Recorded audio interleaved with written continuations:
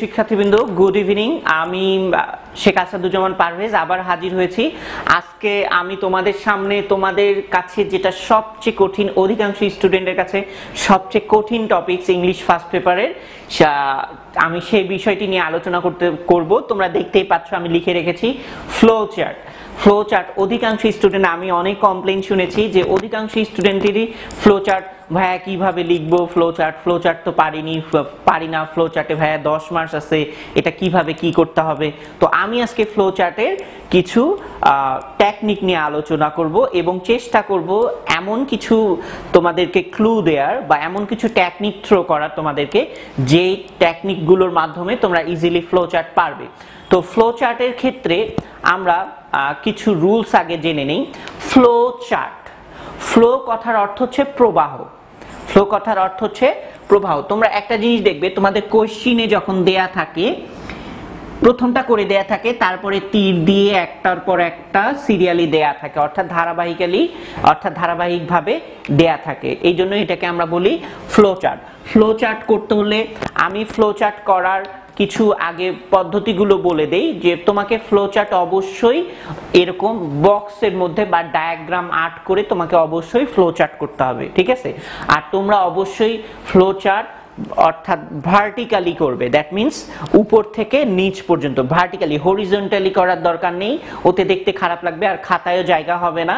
এই জন্য তোমরা অবশ্যই ফ্লো চার্ট কি করবে, ভার্টিক্যালি করবে, অর্থাৎ উপর থেকে নিচ পর্যন্ত করবে। আর আরেকটা বিষয় বলি, অনেকে বক্স আর্ট করে তারপরে উত্তর লিখে, দেখা যাচ্ছে যে বক্সের মধ্যে উত্তর হয় না, আর হলেও হিজিবিজি হয়। তোমরা একটা কাজ করবে, তোমরা প্রথমে উত্তর লিখবে, উত্তর লিখে তারপরে বক্স করবে, ঠিক আছে। কি বললাম, টেকনিকটা কি বললাম, প্রথমে উত্তর লিখবে, উত্তর লিখে তারপরে বক্স করবে, অবশ্যই এই বিষয়টা মাথায় রাখবে। আর ফ্লো চার্টে আরেকটা জিনিস বলে রাখি, ফ্লো চার্টে ছোট ছোট ইনফরমেশন দিতে হয়, বা যে তথ্যগুলো দিবে, your information must be in short. তোমার উত্তরগুলো অবশ্যই শর্টে হতে হবে, সেন্টেন্স আকারে দেয়া যাবে না, বিভিন্ন ধরনের ফ্রেজ ইউজ করতে হবে, ঠিক আছে, ফ্লো চার্টে। এই বিষয়টা অবশ্যই মাথায় রাখতে হবে। আর একটা বিষয় বলি, অনেকে ফ্লো চার্টে ফুল স্টপ এটা ওটা ইউজ করে। দেখো আমি যেটা বললাম, যে you can not answer to the questions in flow chart in a sentence. তুমি কখনোই ফ্লো চার্টে সেন্টেন্স আকারে উত্তর করতে পারবে না। You have to use phrases, তোমাকে ফ্রেজ ইউজ করতে হবে, বা your answer should be short, তোমার উত্তরগুলো শর্ট হতে হবে এবং তোমাকে ফ্রেজ ইউজ করতে হবে।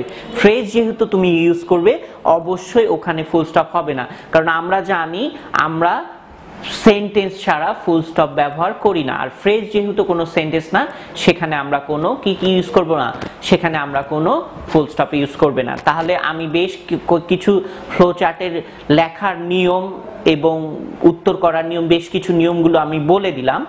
এখন আমরা আরো কিছু নিয়ম বলবো, এই সবগুলোই মাথায় রাখতে হবে। যেমন তোমাকে ফ্লো চার্ট লেখার সময় অবশ্যই ওটার ক্যাপশন দিতে হবে, যে তুমি ফ্লো চার্টটা যে করতেছো,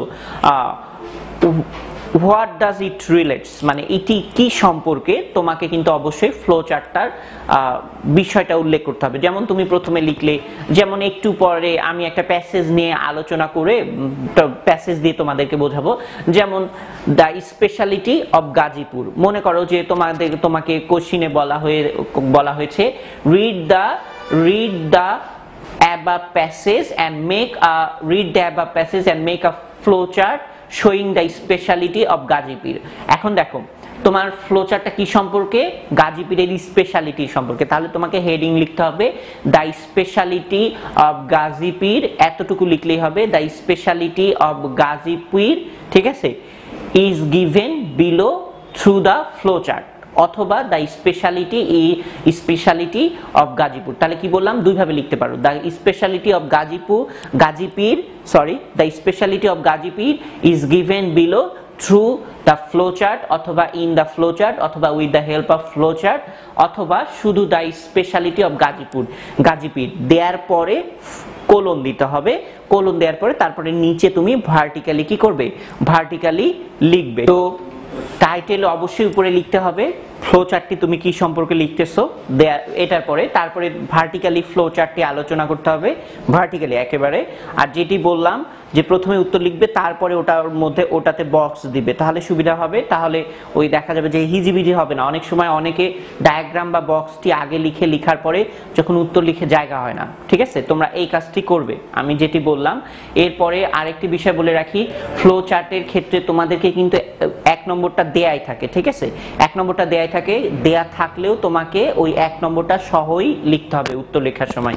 অবশ্যই 1 নম্বরটা সহই লিখবে। আর প্রত্যেকটাতে টোটাল 6টা দেয়া থাকে, 6টার মধ্যে একটা করে দেয়াই থাকে, প্রত্যেকটাতে 2 করে থাকে, তাহলে 5 দুগুণে 10 মার্কস। এরপরে হচ্ছে তোমাকে কি করতে হবে,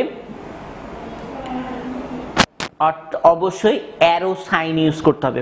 ফ্লো চার্টের ক্ষেত্রে তোমাকে অবশ্যই অ্যারো বা তীর চিহ্নটি ব্যবহার করতে হবে। এরপরে কি করতে হবে, এরপরে হচ্ছে লাইনগুলো অবশ্যই তুমি যে ফ্লো চার্টে যদিও তুমি ফ্রেজ আকারে লিখো না কেন, ফ্রেজ আকারে লিখলেও তোমাকে অবশ্যই ক্যাপিটাল লেটার দিয়ে শুরু করতে হবে, কারণ তুমি একটা সেন্টেন্স শুরু করতেছো বা তুমি একটা কোনো কিছু লেখা শুরু করতেছো, অবশ্যই ক্যাপিটাল লেটারে সেটি শুরু করতে হবে, এটা মনে রাখতে হবে। এরপরে আরেকটা বিষয় বলে রাখি, এরপরে ফ্লো চার্টের ক্ষেত্রে আমি এর আগেও বলেছি, ফ্লো চার্টে বিভিন্ন ধরনের ফ্রেজ ইউজ করতে হবে, সেন্টেন্স ইউজ করা যাবে না। আর ফ্রেজের ক্ষেত্রে তুমি কোন ফ্রেজ ইউজ করবে, যেমন ইনফিনিটিভ ফ্রেজ আছে, প্রেজেন্ট পার্টিসিপল ফ্রেজ আছে, পাস্ট ফর্মের ফ্রেজ আছে, পাস্ট পার্টিসিপল ফ্রেজ আছে, নাউন ফ্রেজ আছে, প্রিপোজিশনাল ফ্রেজ আছে, অ্যাডভার্বিয়াল ফ্রেজ আছে, অনেক ধরনের অ্যাডজেক্টিভ ফ্রেজ আছে, অনেক ধরনের ফ্রেজ আছে। তুমি কোন ফ্রেজটি ইউজ করবে সেটা মূলত টোটালি ডিপেন্ড করবে যেইটি প্রথমে দেয়া থাকবে ওটির উপর। ওইটি যদি তোমার মনে করো ভার্বের পাস্ট ফর্ম দিয়ে শুরু হয়, তাহলে তোমাকে পরবর্তীগুলো ভার্বের পাস্ট ফর্ম দিয়ে শুরু করতে হবে।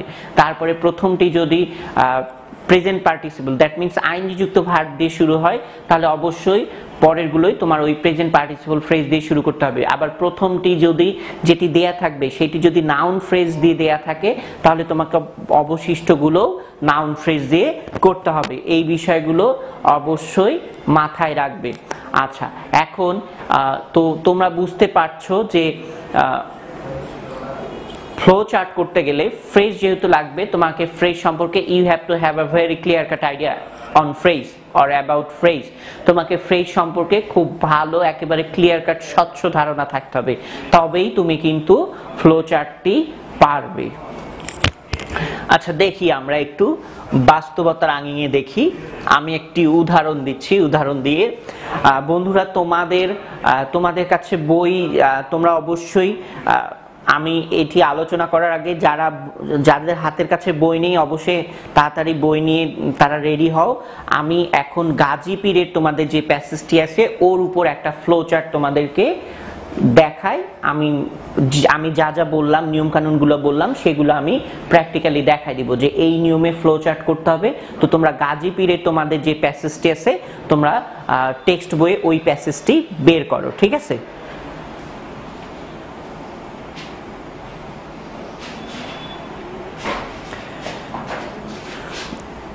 আচ্ছা, এখানে একটি মডেল কোশ্চেন আছে। এখানে বলা হয়েছে যে রিড দ্য গাজী পীরের যেটা বলছে যে রিড দ্য ফলোইং, বলছে যে read the above passage and make a flow chart on the speciality of গাজীপীর, ঠিক আছে? তাহলে বলছে যে উপরে প্যাসেজটি পড়ো এবং একটা ফ্লো চার্ট তৈরি করো, কিসের উপর বেস করে? Make a flow chart about the speciality of গাজীপীরের স্পেশালিটি বা বিশেষত্ব, অর্থাৎ দ্যাট মিনস ওনার যে বিশেষ কিছু আল্লাহ গিফটেড পাওয়ার আছে, সেই বিশেষ আল্লাহ গিফটেড পাওয়ারগুলোর কথা উল্লেখ করতে হবে, ঠিক আছে? তো আমরা যাই প্রথমে। আচ্ছা, গাজী পীরের স্পেশাল কিছু কোয়ালিটি আছে, যেমন প্রথমটা হচ্ছে বিং ক্রেডিটেড উইথ মিরাকলস, অর্থাৎ তার অলৌকিক, বিং ক্রেডিটেড উইথ মিরাকলস, অর্থাৎ তিনি কি তার কিছু অলৌকিক কিছু ক্ষমতা রয়েছে, মিরাকলস রয়েছে, অলৌকিক কিছু ক্ষমতা সম্পন্ন, তিনি বিং ক্রেডিটেড, অলৌকিক কিছু ক্ষমতা সম্পন্ন। এরপরে কি বলছে, আর কি আছে, যে আর কি লিখতে পারি,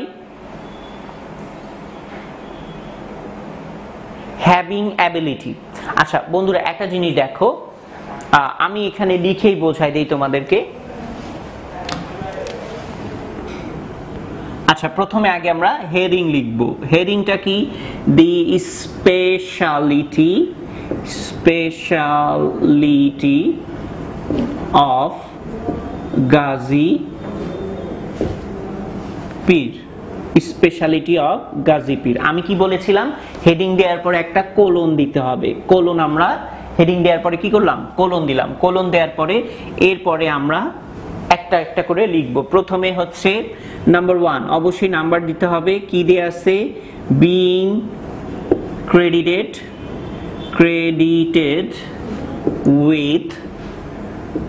with miracles. Being credited with miracles. দেখো বন্ধুরা, আমি তোমাদেরকে বলেছিলাম যে তোমরা উত্তর লেখার পরে তারপরে ডায়াগ্রাম বা বক্সটি দিবে। আমিও দেখো আমি লেখার পরে তারপরে ডায়াগ্রাম বা বক্সটি দিলাম আমি। আর আরেকটা যেটি বলেছিলাম যে অবশ্যই ফুল স্টপ ব্যবহার করা যাবে না, কারণ দিস ইজ আ ফ্রেজ। এটা হচ্ছে ফ্রেজ। দেখো এখানে আমি ফুল স্টপ ব্যবহার করিনি, ঠিক আছে?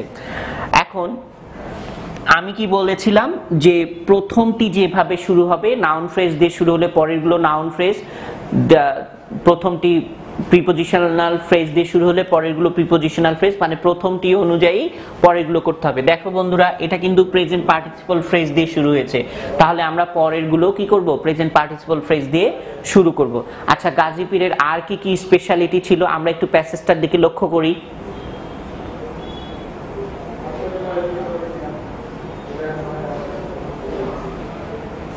আচ্ছা, গাজীপুর কি করতে পারতেন? বিপজ্জনক বা রাগান্বিত কোনো অ্যানিমেলকে বা কোনো পশুকে উনি সহজেই শান্ত করতে পারতেন।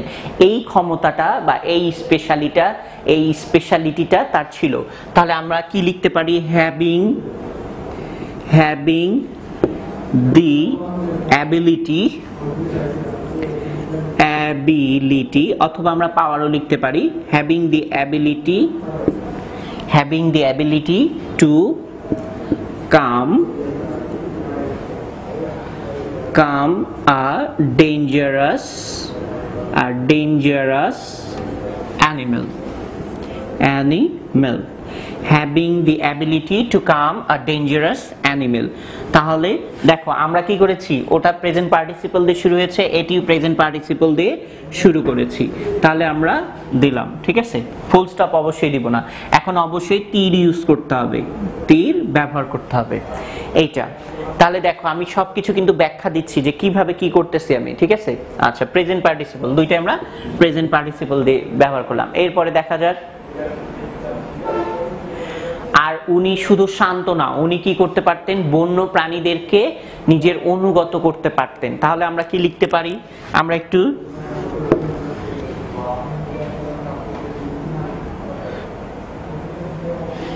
কি লিখতে পারি?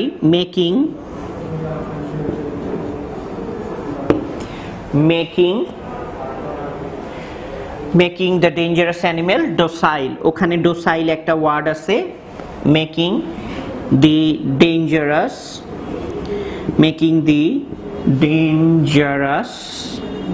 animal docile। এটাও দেখো আমরা প্রেজেন্ট পার্টিসিপল, যে তিনি কি করতে পারতেন? তিনি কি করতে পারতেন? বিপজ্জনক প্রাণীদেরকে, অর্থাৎ যে প্রাণীগুলো বন্য বা বিপজ্জনক, সহজে কারো পোষ মানে না, এরকম প্রাণীদেরকে তিনি কি করতেন? ডোসাইল, অর্থাৎ পোষ মানাইতে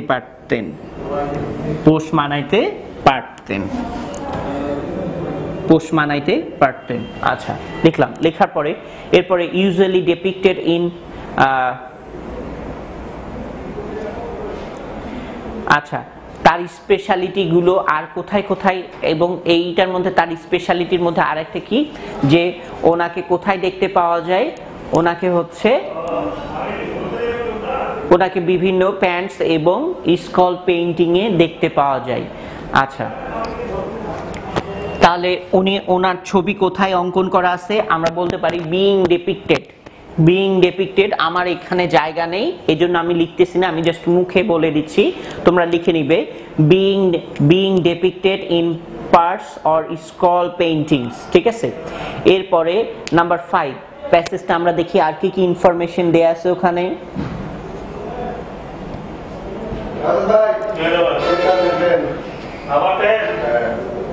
আচ্ছা, আর কি কি দেখা যায় যে বিং সিন, ওনাকে আর কি করতে দেখা যায়, তার স্পেশালিটি গুলো আমরা আরো বলি। বলছে being scene as riding a fierce looking Bengal tiger and a snake in his and holding a snake in his hand, ঠিক আছে এইটা। এরপরে লাস্ট 6 নাম্বার কি লিখতে পারি আমরা, ফাইটিং উইথ ক্রোকোডাইলস, যে তিনি কি করতেন, তিনি হচ্ছে কুমিরের সাথে মারামারি করতে পারতেন, ফাইটিং উইথ ক্রোকোডাইলস। তাহলে এভাবে ফ্লো চার্ট লিখতে হবে। আমি তাহলে টেকনিকগুলো আবার শুরু থেকে একটু ব্রিফলি বলে দেই। ফ্লো চার্ট করতে হলে তোমাকে যে জিনিসটা জানতে হবে, প্রথমে আগে যে প্যাসেজটা দেয়া থাকবে প্যাসেজটা খুব ভালো করে পড়বে। প্যাসেজটা পড়ার পরে ফ্লো চার্টে তোমাকে কি কি করতে হবে, ফ্লো চার্ট মনে রাখতে হবে। ফ্লো চার্টে অবশ্যই ফ্রেজ ইউজ করতে হবে, কোনো সেন্টেন্স ইউজ করা যাবে না। আমি আবার বলছি, ফ্লো চার্টে কোনো সেন্টেন্স ইউজ করা যাবে না, তোমাকে ফ্রেজ ইউজ করতে হবে এবং ফ্লো চার্টের উত্তরগুলো অবশ্যই সংক্ষিপ্ত হতে হবে। আর যেহেতু ফ্লো চার্টে ফ্রেজ ইউজ করবে সেহেতু অবশ্যই ওখানে ফুল স্টপ ইউজ করা যাবে না, কারণ সেন্টেন্স ছাড়া কখনো কিন্তু ফুল স্টপ ব্যবহার হয় না। এই জন্য ফ্লো চার্টে অবশ্যই ফুল স্টপ ইউজ করা যাবে না, ঠিক আছে, যেহেতু এগুলো সবগুলো আমরা ফ্রেজ আকারে লিখবো। আর একটা বিষয়, ফ্লো চার্টের ক্ষেত্রে যেটা প্রথমে দেয়া থাকবে ওইটার উপর বেস করে বাকিগুলো হবে।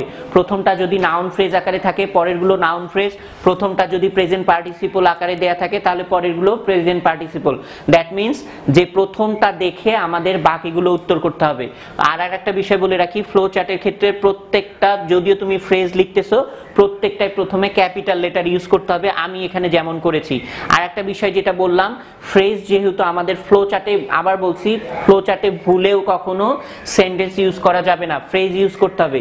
আর ফ্রেজ যেহেতু আমরা ইউজ করব অবশ্যই ফুল স্টপ দিব না, কারণ ফ্রেজে কখনো ফুল স্টপ দিতে হয় না বা দেয়া যাবে না। আর একটা বিষয় এখানে দেখো আমি লিখেছি, অবশ্যই তোমরা ক্যাপশন দিবে যে ওটা তুমি কি রিলেটেড ফ্লো চার্ট করতেছো।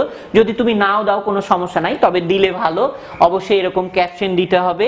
আর অবশ্যই ভার্টিক্যালি লিখতে হবে, হরিজন্টালি লেখা যাবে না। আমি দেখো সব ভার্টিক্যালি লিখেছি, আমি হরিজন্টালি লিখিনি, কিন্তু উপর থেকে নিচ পর্যন্ত লিখছি, ভার্টিক্যালি লিখছি। আর অবশ্যই তীর চিহ্ন দিতে হবে। আর যেটা বললাম যে ফ্লো চার্টের ক্ষেত্রে তোমরা আগে ডায়াগ্রাম বা বক্স আর্ট করবে না, আগে উত্তরগুলো লিখবে, লিখার পরে তারপরে ডায়াগ্রাম। যা হোক, এগুলো আমি ভিডিওর শুরুতে আলোচনা করেছিলাম, আবার এটা করে দেওয়ার পরে আবার আমি বলে দিলাম। তো তোমরা এগুলো, আমি যে যে নিয়মগুলো কথাগুলো বললাম এগুলো ভালো করে বুঝে আয়ত্ত করে বেশি বেশি করে ফ্লো চার্ট প্র্যাকটিস করতে হবে। তবে অবশ্যই ফ্লো চার্ট করার আগে যে প্যাসেজটি দেয়া থাকবে, তোমাদের টেক্সট বই থেকে দেয়া থাকবে সিন, ওইটা খুব ভালো করে পড়ে আয়ত্ত করে তারপরে ফ্লো চার্ট করতে হবে। তো আশা করি আমি যে রুলস রেগুলেশনস গুলো বলেছি, ফ্লো চার্টের যে টেকনিকগুলো বলেছি, তোমরা যদি 2-1 দিন প্র্যাকটিস করে ইনশাল্লাহ দেখবে ফ্লো চার্টে কোনো সমস্যা থাকবে না। তো সবাই ভালো থাকবে, সুস্থ থাকবে আর ঠিক মতো বাসায় প্র্যাকটিস করবে, ঠিক আছে? সবাই ভালো থেকো, আল্লাহ হাফিজ।